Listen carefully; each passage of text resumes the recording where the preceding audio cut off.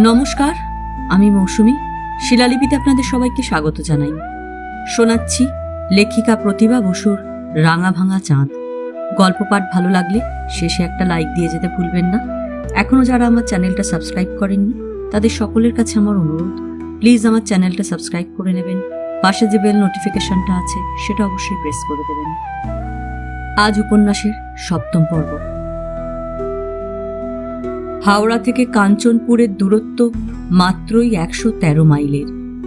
পৌঁছতে দেরি হলো না, কিন্তু স্টেশনে পৌঁছনোটাই সেখানে বড় কথা নয়। সেখান থেকে কাঞ্চনপুর শহরের বক্ষস্থলে পৌঁছনোর রাস্তাটাই অসম্ভব কষ্টকর। 40 মাইল টানা বাসে যেতে হয়, আর তার উপরে 2 মাইল সাইকেল রিক্সা।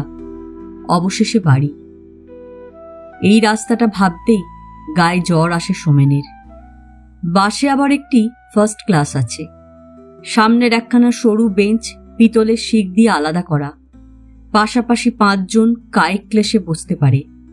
ভাড়া কিছু বেশি। চেহারা পশুর খাঁচার মতো। বলাই বাহুল্য, ওই কটি আসনের জন্য এত অধিক সংখ্যক লোক সচেষ্ট থাকে যে হুড়োহুড়ি মারামারি করে দখল না করা পর্যন্ত বিশ্বাস নেই পাবে কি পাবে না। সেসব কথা ভাবতে ভাবতেই সুটকেসটা হাতে নিয়ে নেমেছিল সোমেন। নেমেই দেখল এক গাল খুশি নিয়ে উৎসুক চোখে দাঁড়িয়ে আছে ছোট সিং। দুজনকে দেখে দুজনেই অকৃত্রিমভাবে আনন্দিত হয়ে উঠল। তুমি এসেছ? আসবো না? তুমি আসবে কতদিন পরে, আর আমি টিশনে আসবো না? সুটকেসটা সোমেনের হাত থেকে নিজের হাতে নিল ছোট। তারপরে ভালো আছো? তুমি ভালো আছো? আর ভালো, বুড়া হইয়া গেলে আর ভালো কি? কিন্তু তুমি এত কষ্ট করে না এলেই পারতে।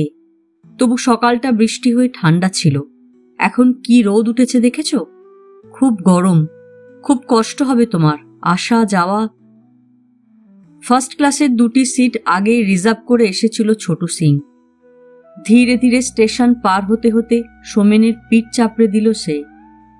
আমি আসছি কাঞ্চনপুর শহর থেকে, আর তুমি আসছো কলকাতা থেকে। কষ্টটা কার বেশি হইয়েছে শুনি? আহা, আমার তো এছাড়া উপায় নেই, আসতেই হবে। তা বলে তুমি কেন কষ্ট করবে? এ আমার কষ্ট না খোকা বাবু, এ আমার সুখ।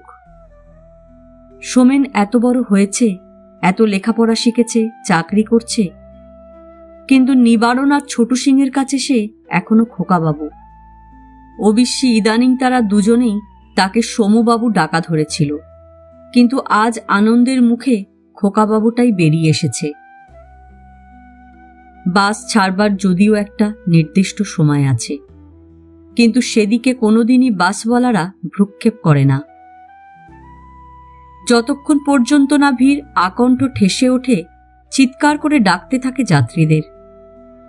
তারপর যাত্রীরাও যখন মরিয়া হয়ে দম আটকে পরিত্রাহী চিৎকার করে গালাগাল দিতে শুরু করে, তখন লাফিয়ে উঠে পাদানিতে পা রেখে এক হাতে রড ধরে ঝুলে পড়ে আর এক হাত বাসের গায়ে ঘুষি মেরে কন্ডাক্টর হুকুম দেয়, চালাও। কিন্তু চালাও বললেই তো বাস চলতে পারে না। কোনোদিন পারে, কোনোদিন পারে না। এখানে সপ্তাহে হাট হয় 2 দিন, সে 2 দিন চলতে প্রাণান্ত। দুর্ভাগ্যক্রমে সেদিনও হাট বাড়ছিল। স্টেশন থেকে বেরিয়েই রাস্তার দুপাশে সারি সারি দোকান বসে গেছে সব। অ্যালুমিনিয়ামের বাসন আর প্লাস্টিকের খেলনা থেকে শুরু করে হাঁড়ি কুড়ি, হাতা, চামচে, ছুরি, কাঁচি পর্যন্ত হেন জিনিস নেই যা আসেনি। মেয়েদের জন্য লাল শালু পেতে তার উপরে হরেক রকম মনোরঞ্জনী দ্রব্য সাজানো রয়েছে থরে থরে। হালুইকর বসেছে মিষ্টির দোকান নিয়ে। মাছিদের ঢেউ সরিয়ে চলা দায় সেখানে। এদিকে পাঁপড় ভাজা হচ্ছে, সেদিকে বাতাসা বানানো হচ্ছে। কাঁচা বাজারও কম বসেনি। সবই ভালো, কিন্তু হাঁড়ি, কলসি আর কলার কাঁদি ভর্তি গরুর গাড়িগুলোই সর্বনাশ করেছে বেশি। নিশ্চিন্ত মনে দাঁড়িয়ে আছে রাস্তা জুড়ে বেঢপ ভঙ্গিতে। বাস যাবে বলে সে কিছুমাত্র বিচলিত নয়। কন্ডাক্টরই নেমে নেমে সরিয়ে দিচ্ছে একটু একটু করে। আবার উঠছে, শানু নয় দোকানিদের সরে বসতে বলছে একটু পথ দেবার জন্য। এই করে করে 5 মিনিটের রাস্তা আসতে 25 মিনিট লাগছে। সোমেন বলল, মাকে তো এবার কলকাতা নিয়ে যাব ছোট ভাই। ছোট সিং বলল, তা তো লিবেই, তা তো খুব সুখেরই কথা, লেকিন হামার খুব কষ্ট হবে, নিবারণের ভি কষ্ট হবে। পাকা দাড়িতে হাত বুলল সে। মারও ভি আমাদের ছাড়িয়ে খুব কষ্ট হবে, কেবল কুসুম দিদি ভাই রাত দিন ভাবছে কখন যাবে। কে? চট করে মুখ ঘোরালো সোমেন। কুসুম, কুসুম, বৌমা যে নতুন লড়কি পেয়েছে একটু, জানো না? সে এখনো আছে? থাকবে না তো যাবে কোথায়? কেন, তার বাড়ি নেই? আরে সেই বাড়ি থেকেই তো পালিয়ে এসেছে, ভারী বদমাশ লোক সব। তা বদ হোক আর সৎ হোক, যার যার বাড়িতে তার তো থাকতেই হবে। বৌমা ওকে আর ছাড়িয়ে দিবেন না। কিন্তু আমি লিখেছিলাম। হঠাৎ অত্যন্ত রাগ হলো সোমেনের। সে বুঝল মা একে কলকাতায় না নিয়ে গিয়ে ছাড়বেন না। গম্ভীর হয়ে বসে আর কোনো কথা না বলে রাস্তা দেখতে লাগল। আজ মহামায়ার বিশ্রাম নেই, মহামায়ারও না, কুসুমেরও না। অবশ্যই কারই বা আছে। নিবারণে কি 17 বার 17 কাজে ছুটছে না? ভোর হতে না হতে ছোট সিংকেই কি স্টেশনে যাবার তোড়জোড় করতে হয়নি? সারা বাড়িতে যেন একটা উৎসবের হাওয়া লেগে গেছে। মহামায়া চঞ্চল পায়ে এঘরে ওঘরে যাচ্ছেন, দৌড়ে আসছেন রান্নাঘরে। সকাল থেকে যে কত আয়োজন করেছেন খাবারের, তার অন্ত নেই। যা যা ছেলে ভালোবাসে তার কিছু বাকি রাখেননি। এবার সমু বড় বেশি দিন পরে আসছে। এতদিন আর ছেড়ে থাকেননি আগে। প্রাণটা যেন কেমন করছে। বাড়ি ঘর আয়না করে ফেলেছে কুসুম। 3 দিন ধরে সেসব ঝাড়ছে, মুছছে আর গোছচ্ছে। যত্নের পালিশে ঝকঝক করছে জিনিসপত্র। আলমারি থেকে ভালো ভালো কাপ ডিশ বেরিয়েছে, কাচের গ্লাস বেরিয়েছে। সোমেনের প্লেটে খাওয়া অভ্যেস, সেই প্লেট বেরিয়েছে, সাজানো রয়েছে টেবিলের উপরে। গামছার বদলে মস্ত তোয়ালে বার করা হয়েছে স্নানের জন্য। দামি সাবান এসেছে, তাও সব সাজানো রয়েছে বাথরুমে।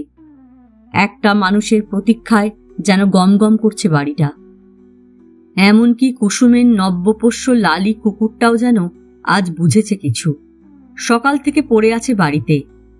অন্যদিন এ সময় তার সারা গ্রাম টহল দেওয়া হয়। আজ বোধহয় মাছ মাংসের গন্ধে আর বাড়ি ছাড়ার কথা সে ভাবেনি। কুসুম তাকে বেশ করে স্নান করিয়ে দিয়েছে। হাজার আপত্তি সত্ত্বেও একটা লাল ফিতে বেঁধে দিয়েছে গলায়। মনে মনে ভেবে রেখেছে দাদাবাবু এলেই একটা বকলস কিনে দিতে বলবে। মহামায়া তাকে যেমন একদিন সমস্তক্ষণ তালিম দিয়েছেন, দাদাবাবু এলে এই করবি, ওই করবি, বাধ্য হয়ে চলবি, সুন্দর হয়ে থাকবি, বেশি ছুটোছুটি করবি না, ঘন ঘন চা দিবি। কুসুমও তেমনি লালিকে 2 হাতে জড়িয়ে আদর করতে করতে হাজারো শিক্ষা দিয়ে রেখেছে। শোন, দাদাবাবু এলে বেশি পাড়া বেড়াবি না। খাবার দেখলেই যে টসটস করে লালা পড়ে, সেটা ফেলবি না। হ্যাংলামি করলে ভয়ানক বকব। আর শোন, বেশ লক্ষ্মী হয়ে চলাফেরা করবি। সকাল হলেই এই যে সূর্যবাবুর হোটেলে পাত চাটতে যাস, তা যেন যাবি না। না, রমাদিদের বাড়িতে গিয়েও বাচ্চাদের খাবারের দিকে তাকিয়ে লোভ দিবি না। আর শোন, দাদাবাবু কলকাতার লোক, ফট করে যেন পায়েটায় গড়িয়ে পড়িস না। বেশ নরমে গরমে থাকবি, বুঝলি? লালি কান খাড়া করে চেয়ে চেয়ে সবই শুনেছে। তারপর বলা নেই কওয়া নেই, কষে ল্যাজ নাড়তে নাড়তে আচ্ছা করে কুসুমের পা চেটে দিয়েছে। রান্না শেষ করলেন মহামায়া। ঘরে গিয়ে একবার ঘড়ির দিকে তাকিয়ে এসে বললেন, যা যা, এবার চটপট স্নান করে মাথা টাথা আঁচড়ে ফিটফাট হয়ে থাক। বলেই আবার কি মনে পড়ল, কড়াই বসিয়ে দিলেন উনুনে। সবকিছু গুছিয়ে রেখে ঘর পরিষ্কার করতে করতে কুসুম বলল, আচ্ছা মা, তুমি জাত মানো? মহামায়া দ্রুত হাতে ফোড়ন ছাড়লেন গরম তেলে। চিরবির করে উঠল। কাঁচা আমের অম্বল করছেন তিনি। সেগুলো ছেড়ে দিয়ে সাঁতলে জল ঢালতে ঢালতে বললেন, এ আবার কি কথা? কুসুম বলল, তাহলে আমি রেঁধে দিলে তুমি খাও না কেন? বিধবাদের যে সপাক খেতে হয়। দাদাবাবুর বউ এলে তার হাতেও কি খাবে না? শক্ত প্রশ্ন। ছেলের বউয়ের হাতে শাশুড়ি খাবে, এটাও যে কারো জিজ্ঞাস্য হতে পারে, ভাবেননি আগে। কিন্তু তিনি যদি কুসুমের হাতেই না খান, তাহলে কি যুক্তিতে বউর হাতে খাবেন? একটু চুপ করে থেকে বললেন, কবে দাদাবাবু বিয়ে করবে, কবে দাদাবাবুর বউ এসে রান্না করবে, এখন আমি সেসব ভাবি বসে না। বুড়ো তো হবে, তখন তো রাঁধতে পারবে না। একজন ঠাকুর রেখে নেব। তার মানেই তুমি জাত মানো। আজকাল কুসুমের কাছে কথায় কথায় ঠকে যান মহামায়া। হেসে বলেন, আচ্ছা যুক্তিবাদী হয়েছিস তো। কেন হব না? এদিকে বলবে আমি তোমার মেয়ে, ওদিকে রান্নার বেলায় ঠাকুর। তুই এখনো যথেষ্ট ছোট, রান্না করতে গেলে হাত পুড়ে যাবে তোর। ওসব তোমার চালাকি।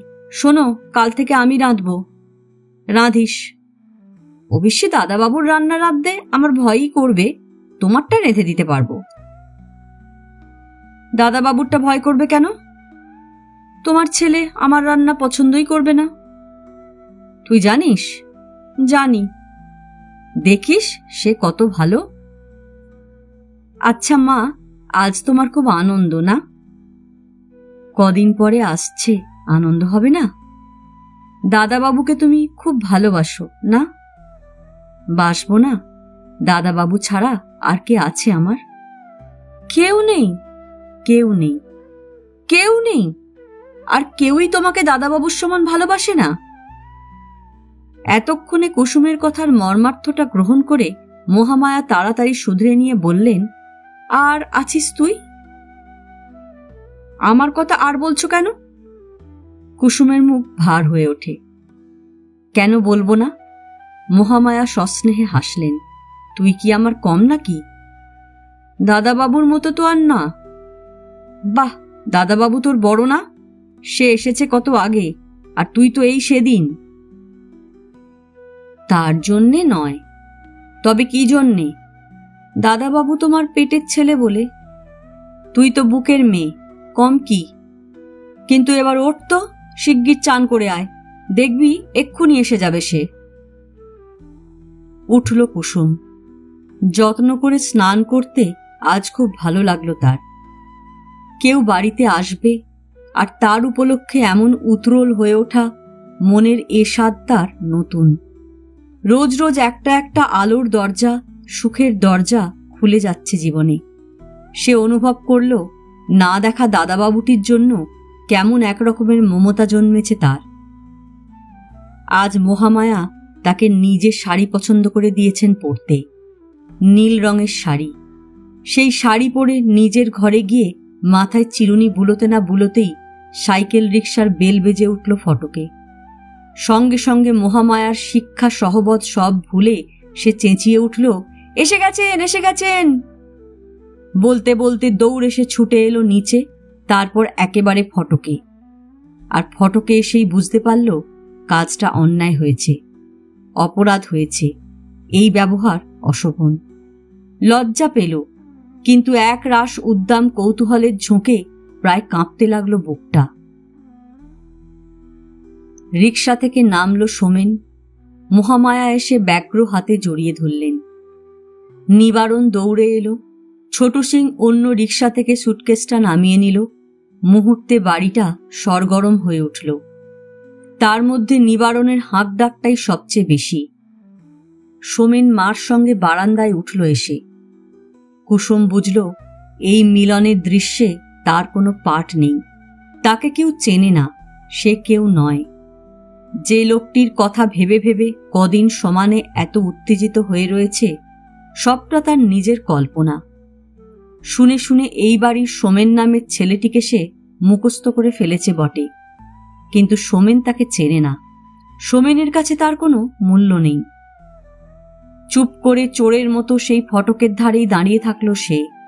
অনেকক্ষণ তাকে কেউ ডাকল না, খোঁজ করল না। হঠাৎ কেমন ফাঁকা লাগলো তার বুকটা। বিশ্রাম করতে করতে, গল্প করতে করতে সোমেন বলল, ওই মেয়েটি তোমার কুসুম না? ও মা, তাই তো। কোথায় সে? এতক্ষণে খেয়াল হলো মহামায়ার। কোথায় দেখলি? কখন দেখলি? ওই তো গেটের কাছে দাঁড়িয়েছিল। কুসুম, কুসুম! ব্যস্ত হয়ে পড়লেন তিনি। কোথায় গেলি? নিবারণ, কুসুমকে ডাকতো। পাশের ঘর থেকে হাত ধরে তাকে নিয়ে এলো নিবারণ। আসতে চায় না বৌমা, দিদিমণির আবার লজ্জা হয়েছে। আয় আয়, কত তো তরপাচ্ছিলি দাদাবাবুর জন্য, এখন বুঝি লজ্জা? সমু, এই আমার কুসুম। কুসুম মুখ ফিরিয়ে শক্ত হয়ে দাঁড়িয়ে রইল। মন থেকে মায়ের উপর অভিমানের কালো পর্দাটা কিছুতেই সরে যাচ্ছে না তার। মহামায়া কাছে টেনে আনলেন। প্রণাম কর দাদাবাবুকে। লম্বা চুল এলিয়ে নিচু হলো কুসুম। সঙ্গে সঙ্গে 3 পা পিছিয়ে গেল সোমেন। ও কি, ছি!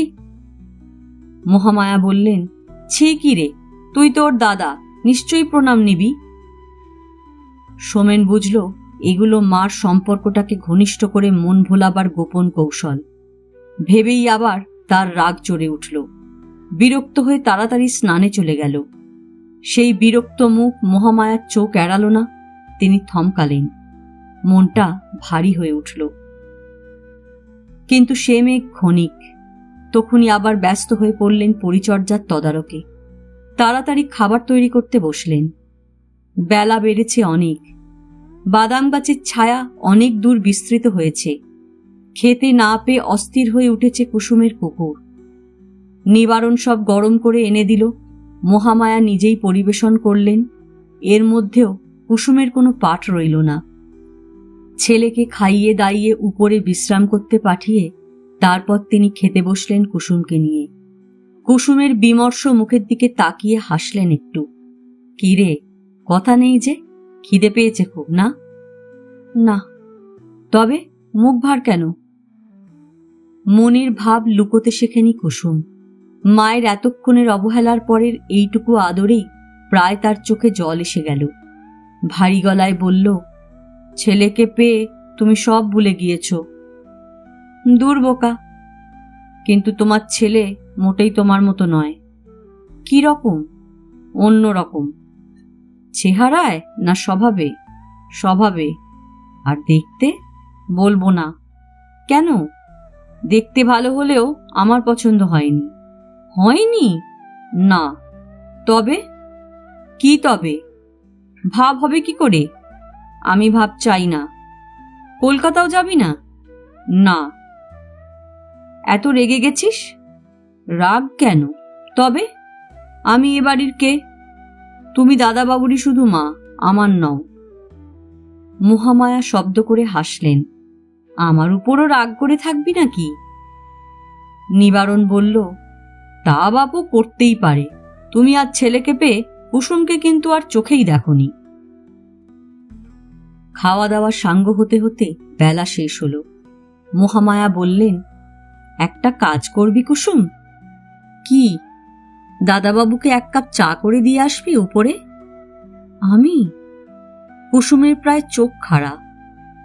তুই একটা বড় মেয়ে বাড়িতে থাকতে কি তবে আমি নিয়ে যাব? নিবারণদা নিয়ে যাবে। নিবারণদাই বা কেন নেবে? বুড়ো মানুষ। আমি পারবো না। কেন? না না। বোকা মেয়ে, হাজার হোক দাদা তো, তাকে খুশি করা তোর উচিত কিনা বল। না না, খুশি হবেন না, রেগে যাবেন। চা নিয়ে যা না, দেখিস চা পেলেই মেজাজ অন্যরকম হবে, কথা বলবে। একটু চিন্তিত দেখালো কুসুমকে। আচ্ছা মা। কি? ওই গেটের কাছে ওরকম দৌড়ে যাওয়াটা খুব বিচ্ছিরি হয়েছে না? দাদাবাবু নেমে প্রথমেই আমার দিকে তাকিয়েছিলেন তোমাকে দেখবার আগে, আর তখন থেকেই রেগে আছেন। রাগ না বোকা, লজ্জা। চেনে না তো? চা নিয়ে যা, দেখবি চেনা হয়ে যাবে। গিয়ে কি বলবো? বলবি এই যে আপনার চা। আপনি বলবো? বলবি না? তখন দাদাবাবু কি বলবেন? তুই আগে নিয়েই যা না, দেখ না কি বলে। অতএব কুসুম চা করে উপরে নিয়ে এলো, কিন্তু ঘরে ঢুকতে ভারী ভয় করল তার। পর্দার ফাঁকে প্রথমে উঁকি মেরে দেখতে গিয়েছিল, দরজাটা ঠক করে উঠল। বিছানায় গা এলিয়ে সিগারেট টানছিল সোমেন। মাথা ঘুরিয়ে তাকিয়েই চোখ সরিয়ে নিল। বুক কেঁপে উঠে ঘরে ঢুকে কুসুম বলল, আপনার চা। গম্ভীর হয়ে সোমেন বলল, ঠিক আছে, রেখে যাও। বলা মাত্রই রাখতে যাচ্ছিল, কিন্তু চারপাশে তাকিয়ে মাথার কাছে রেখে যেতে পারে এরকম কোনো টেবিল দেখতে পেল না সে। সাহস সঞ্চয় করে বলল, কোথায় রাখবো? যেখানে হয়। ভুরু কুঁচকল কুসুম। দূরের লেখাপড়ার টেবিলে ঠক করে কাপটা বসিয়ে রেখে চলে যেতে যেতে রাগী গলায় বলল, ঠান্ডা হলে আমি জানি না। একটু অবহিত হল সোমেন। সে জানত না এ বাড়িতে মহামায়া কুসুমকেও প্রায় তার সমান সমান অধিকারের আসনেই বসিয়ে রেখেছেন। আহত করলে সেও ভয়ের বদলে প্রতিবাদের সুর ফোটায়। উঠে বসল সে, পা নাড়ালো। বুঝতে পারল শিকড় গভীরে গেছে, উৎপাটিত করতে সময় লাগবে। কিন্তু এ আমি উপরে দেবই। মনে মনে যেন দৃঢ় প্রতিজ্ঞ হল, যেন মার সঙ্গে ঝগড়া করল। তারপর চায়ে চুমুক দিল। দুবদাব শব্দে কুসুমকে নামতে দেখেই মহামায়া কুসুমের রাগটা টের পেলেন। বিকেলের জন্য জলখাবারের আয়োজন করছিলেন। না তাকিয়েই বললেন, কিরে, বাড়িঘর ভেঙে ফেলবি নাকি? কুসুমের ফর্সা মুখ লাল দেখালো। গুম হয়ে মহামায়ার পিঠের কাছে বসল সে। বলল, তুমি ওঠো, ওপরে যাও। আর এইসব আমি করব। দাদাবাবু কি করছে জানবো কি করে? বাহ, চা দিয়ে এলি আর জানিস না? আর আমি কখনো কিছু নিয়ে যাব না। কেন? জোরে জোরে ময়দা চটকাতে লাগলো কুসুম। জবাব দিল না। শাড়িটা ওরকম গেছো মেয়ের মতো পরেছিস কেন? ওরকম পরতেই আমার ভালো লাগে। ভালো লাগতে পারে, কিন্তু ভালো দেখায় না। আঁচলটা কোমর থেকে খোল। উঠে দাঁড়িয়ে কুসুম আঁচল খুলল। তারপর আবার নিঃশব্দে ময়দা মাখতে লাগল। কুসুমের আপত্তি না মেনে বিকেলের চা জল খাবারও মহামায়া কুসুমকে দিয়েই পরিবেশন করালেন। কিন্তু ছেলের মুখের দিকে তাকিয়ে কোথায় যেন একটা ভয়ানক জেদের চেহারা দেখতে পেলেন। কিন্তু তবু তিনি বিরত হলেন না। পরের দিন সকালেও আবার কুসুমকে দিয়েই চা পাঠালেন। এই চা তার বিছানায় শুয়ে চুমুক দেবার। নিবারণ এসে মশারি তুলে জানলা খুলে দিয়ে গেল। তারপর চা নিয়ে এলো কুসুম। মহামায়া বলে দিলেন, যদি দেখিস ঘুমিয়ে আছে দাদা বলে ডাকবি। ডাকবো? না ডাকলে সম্পর্ক হয় নাকি? না ডেকে চা দিয়ে এলে লোকে টের পায় তার চা এসেছে। রাগ রাগ পায় অগত্যা আবার চা নিয়ে ঘরে ঢুকলো কুসুম। এক ফালি রোদ এসে খাটের বাজুতে আলপনা কেটেছে। দুটো চড়ুই কি যেন খুঁজছে টেবিলের উপরে। সোমেন ঘুমোচ্ছে। এই সুযোগে সে ভালো করে দেখে নিল তার প্রতিপক্ষকে। কুসুম ঠিক বুঝেছে এই ব্যক্তি এ বাড়িতে তার সবচেয়ে বড় প্রতিযোগী। এর ইচ্ছার উত্থান পতনই এ বাড়ির প্রত্যেকটি প্রাণী ওঠে নামে। টেবিলে একটু শব্দ করল সে। না, মা যতই বলুন, এমন শত্রুরকে কোন রকমই সে সেধে যেচে দাদা বলে ডাকতে পারবে না। কাল থেকে কি দাদার মতো ব্যবহার করেছে নিনি? সোমেন চোখ খুলল না। এইবার সে কাশল, আর কেশেই লক্ষ্য করল সোমেনের পা নড়ছে। সঙ্গে সঙ্গে সব সাহস নিমেষে অন্তর্হিত হল তার। সোমেন চোখ না খুলেই বলল, কি চাই? চা এনেছি যে। বেশ তো, রেখে যাও না। বলেই চোখ খুলে তাকালো সে। হাত বাড়িয়ে বলল, দাও। তারপর বলল, কেউ ঘুমিয়ে থাকলে ঘরে ঢুকতে হয় না। চা দিয়ে বিদ্যুৎ গতিতে বেরিয়ে গেল কুসুম। মহামায়া বাজারের ফর্দ দিচ্ছিলেন। বললেন, কিরে, দাদার ঘুম ভেঙেছে? দাদা? তোমার ছেলে আমার দাদা না। কি তবে? কি আবার? কেউ না। আমি মা হলে আমার ছেলে তোর দাদা হবে না? না। আর একটা কাজ করবি। কি? গিয়ে জিজ্ঞেস করে আসবি চায়ের সঙ্গে ডিম রুটি ছাড়া আর কিছু খাবে কিনা। না মা, না। শোন, কুসুমকে কাছে টেনে নিলেন তিনি। রাগ করিস না, ওই একদিন দুদিনই ওরকম করবে, তারপর দেখবি কত ভালোবাসবে, কলকাতা নিয়ে যাবে, লেখাপড়া শেখাবে। তুই একটু লক্ষ্মী মেয়ের মতো কাছে কাছে ঘুরবি, এটা দিবি ওটা দিবি, কথা বলবি, মন জোগাবি। বেচারা কুসুম, অগত্যা তাকে আবার আসতে হলো, কিন্তু ঘরে ঢুকল না। দরজায় দাঁড়িয়ে দেয়ালে তাকিয়ে বলল, আমি নিজে আসিনি, মা পাঠিয়ে দিয়েছেন। কেন? জিজ্ঞেস করেছেন চায়ের সঙ্গে কি খাওয়া হবে। এই চাটা কে করেছে? আমি। এত চিনি দিয়েছ কেন? এটা চা না শরবত? মাকে পাঠিয়ে দাও গিয়ে। পর্দাটা মুঠোয় ধরে কুসুম সোজা হয়ে দাঁড়ালো, বলল, মা বারে বারে ওপরে আসতে পারেন না, সকালের কাজ সেরে তবে আসবেন, যা বলবার আমাকেই বলতে হবে। স্পর্ধা দেখে স্তম্ভিত হল সোমেন, আদেশের গলায় বলল, যা বলছি তাই শোনো। তারপরে সিগারেট ধরিয়ে উঠে পড়ল। ঠিক আছে, আমিই যাচ্ছি। কুসুমকে পাশ কাটিয়ে নিচে নেমে গেল সে। ছেলেকে দেখে মহামায়া তাকালেন। কিরে, উঠে পড়েছিস? মুখ হাত ধুয়ে আয়, টোস্ট আর ডিম ছাড়া আর কিছু খাবি নাকি বল। দয়া করে এই চাটাই একটু ভালো করে দাও। ছেলের মেজাজ দেখে মহামায়া একটু হকচকিয়ে গেলেন। আস্তে বললেন, কেন, কি হয়েছে? চায়ের বদলে তো আর চিনির শরবত খাওয়া যায় না। নিবারণ ডেকে উঠল, ও কুসুম, অত মিঠা দিয়েছ কেন দাদাবাবুর চায়? এসো, আর এক কাপ করে দেবে, আমি বাজারে যাচ্ছি। উপরের বারান্দা থেকে ঝুঁকে পড়ে কুসুম জবাব দিল, আমার চা ভালো হয় না নিবারণদা। মহামায়া হেসে মন গলাতে চাইলেন ছেলের। বড্ড ছেলে মানুষ, তুই একটু ডেকে কথাটা বল, কদিন থেকে একেবারে দাদা দাদা করে অস্থির। সোমেন মায়ের মুখের দিকে তাকিয়ে তার মনের লিপিটির পাঠোদ্ধার করতে চেষ্টা করল। এ বাড়িতে মেয়েটির যে ঠিক এই রকম জায়গায় স্থান হয়েছে এতটা সে ভেবে আসেনি। মেয়েটির চলন বলন চেহারা বিষয়েও তার এই ধারণা ছিল না। যদি পরিচয় জানা না থাকত, সোমেন মনে করত তার নিজেরই কোনো অপরিচিত আত্মীয়া। আস্তে বলল, মেয়েটি এজন্যই তোমার কাছ থেকে যেতে চায় না। কি জন্যে? এই সুখ, এই প্রশ্রয়। সুখের কথা থাক, কিন্তু প্রশ্রয়ের কি দেখলি তুই? চাটা বদলে দাও। কথাটার জবাব দিবি তো? কি কথা? প্রশ্রয় শব্দটা ব্যবহার করলি কেন? শব্দ আমি তোমাকে চিঠিতেই লিখেছি। আমি এখনো বলছি, এসব দায়িত্ব তুমি নিতে যেও না, সারা জীবন তোমাকেই বইতে হবে। তা নিয়ে এখন আমি তোর সঙ্গে তর্ক করব না, ওটা তোলা থাক অন্য সময়ের জন্য।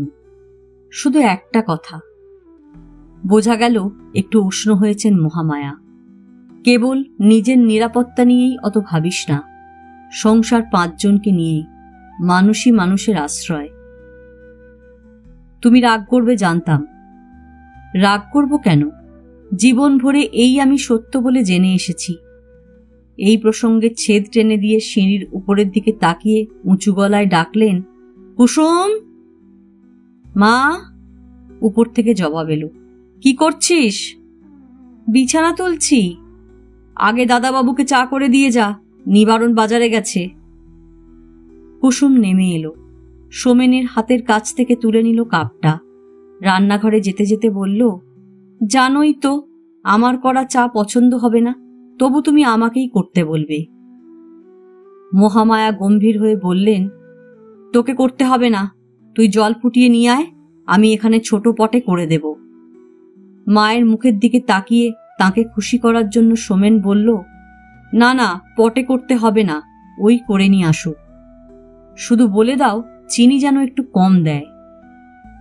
জল ফুটিয়ে আবার চা করে নিয়ে এলো কুসুম।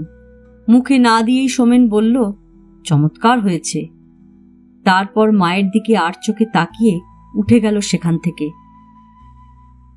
লম্বা ছুটি, গ্রীষ্মের দীর্ঘ বেলা, আরামে আয়াসে আলস্যে যত্নে কোথা দিয়ে যে কাটতে লাগলো দিনগুলো।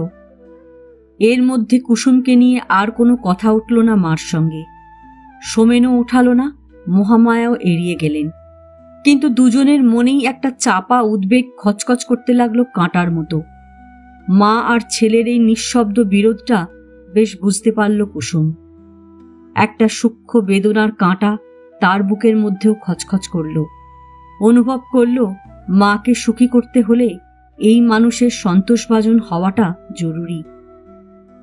কিন্তু কি করলে তা হওয়া যায় সে বিদ্যা তার আয়ত্তে ছিল না।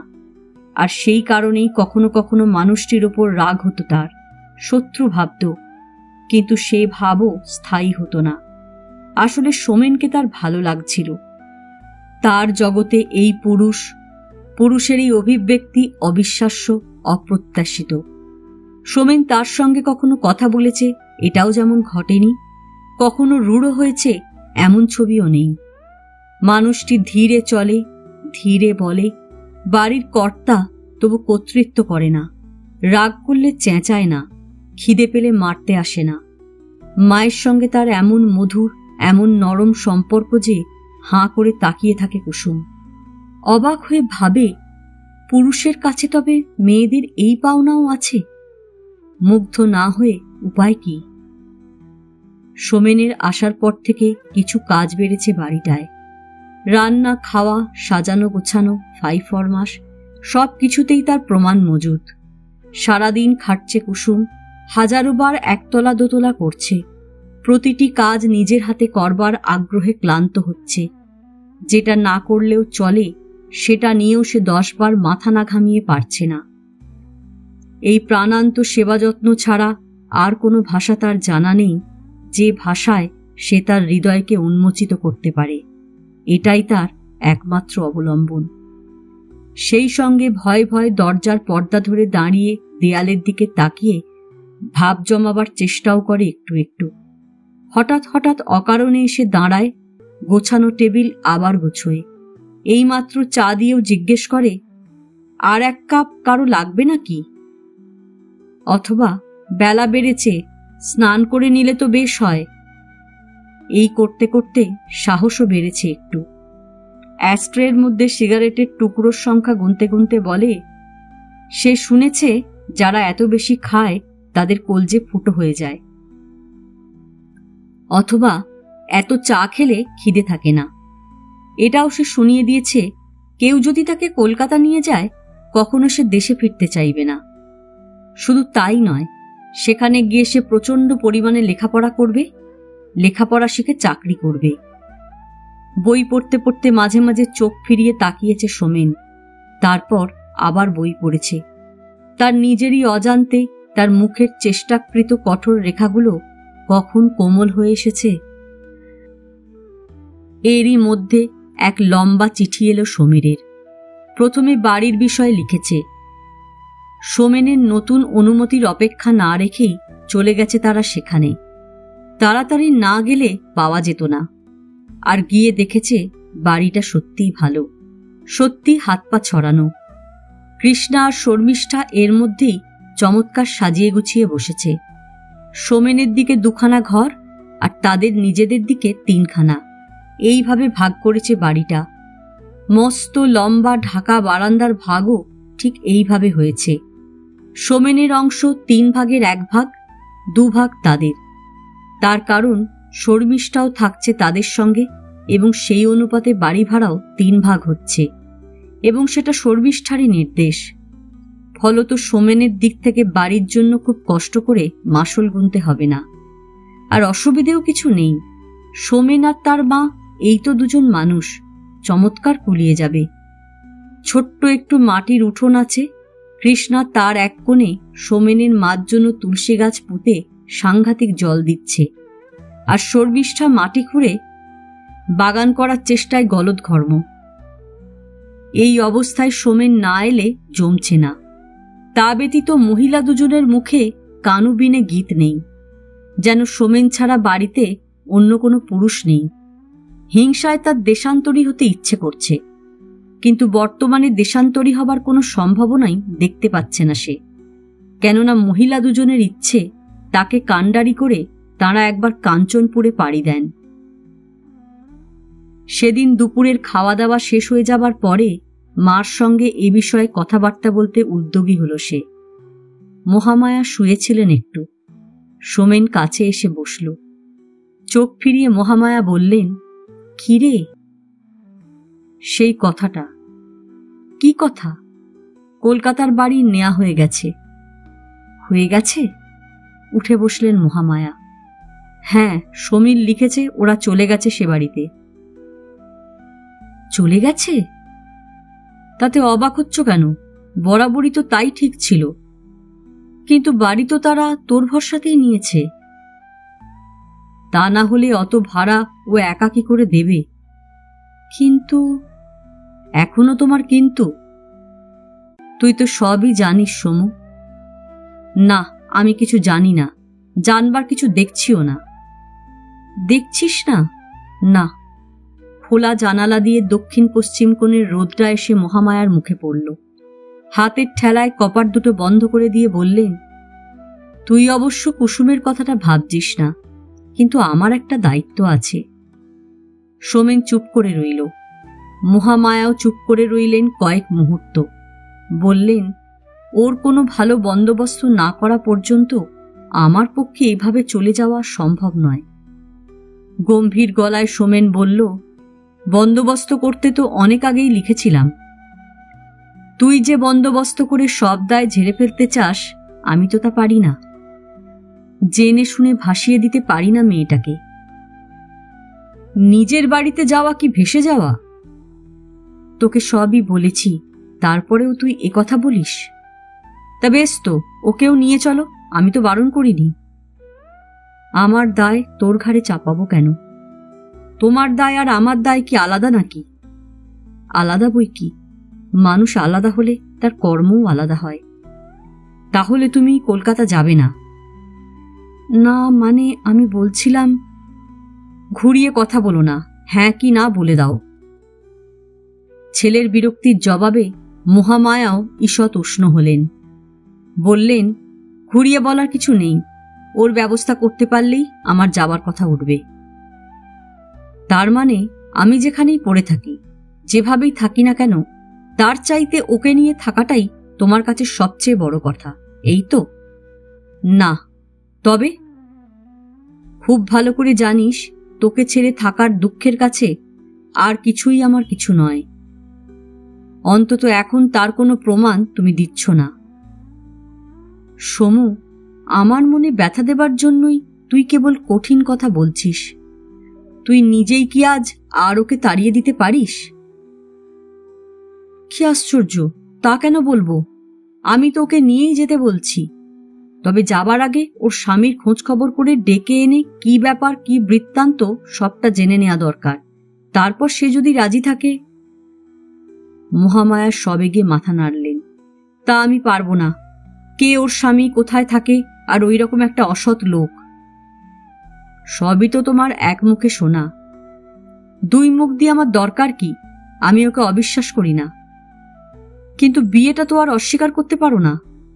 কেন পারবো না? আমি ভেবেই নিয়েছি আমি ছাড়া ওর কেউ নেই।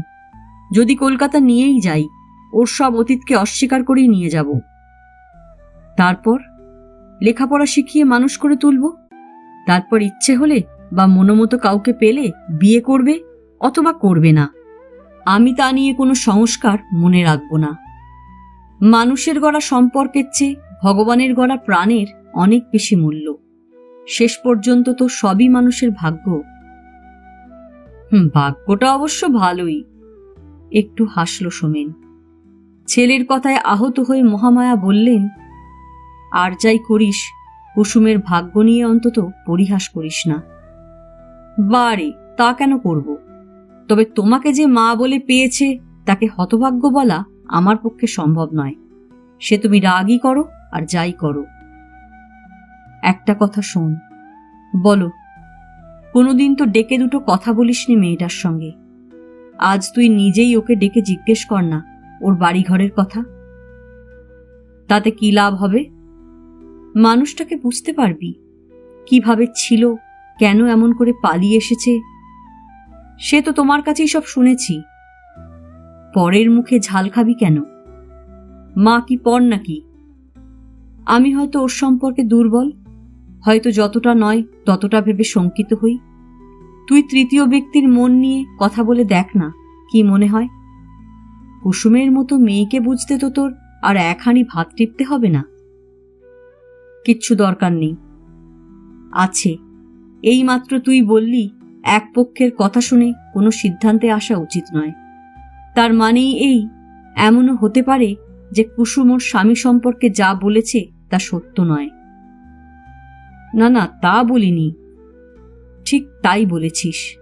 মুখোমুখি কথা বললেই কোনটা ওর সত্য কোনটা বানানো নিশ্চয়ই ধরে ফেলতে পারবি। কিচ্ছু দরকার নেই। আছে, আমি বলছি আছে। যার ভার সারা জীবনের জন্য নিতে যাচ্ছিস তার বিষয়ে কোনো সংশয় রাখা কোনো রকমই উচিত নয়। ওতে ক্ষতি হবে। তুই ওর সঙ্গে নিজে কথা বলে যদি মনে করিস কোনো মেকি নেই, তাহলেই ওর কলকাতা যাওয়া বিষয় মনস্থির করা সহজ হবে। ওর সঙ্গে কি বলবো? কি আবার জিজ্ঞেস করবি সব? বলছি তো কিছু দরকার নেই। সোমেন অসহিষ্ণু হল। মহামায়াও জেদ ছাড়লেন না। ছেলের সুরে সুর মিলিয়ে বললেন, বলছি তো আছে। অবুঝের মতো করছো কেন? তুই বা এড়িয়ে যাচ্ছিস কেন? ওসব আমার ভালো লাগে না। কেন, ও কি একটা মানুষ নয় নাকি যে ডেকে দুটো কথা বলতে পারিস না? উঠে দাঁড়ালো সোমেন। যাবার জন্য পা বাড়িয়ে বলল, চললাম। যা ঠিক করো আজই জানিয়ে দিও। কালকের ডাকে সমীরকে চিঠি লিখে দেব। আজ এ পর্যন্তই। উপন্যাসের ৮ম পর্ব নিয়ে অন্যদিন আসব। গল্প পাঠ ভালো লাগলে লাইক, শেয়ার, কমেন্টস করতে ভুলবেন না। আজকের মতো নমস্কার।